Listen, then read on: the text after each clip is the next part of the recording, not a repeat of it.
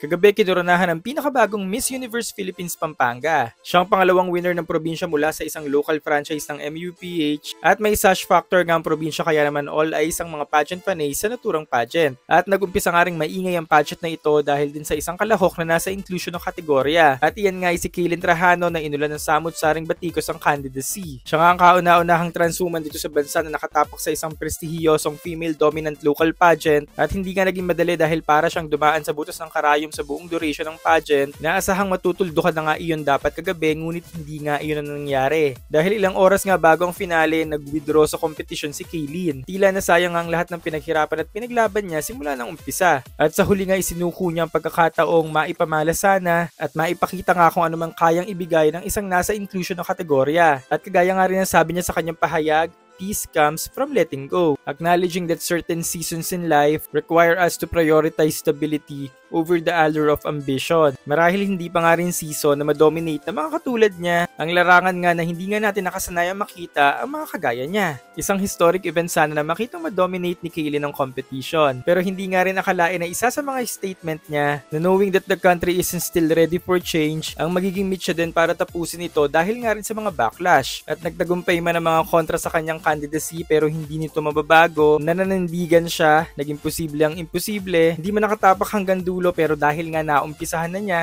hindi natin alam baka bukas sa makalawa, ang mga kagaya naman nila ang paboran ng panahon.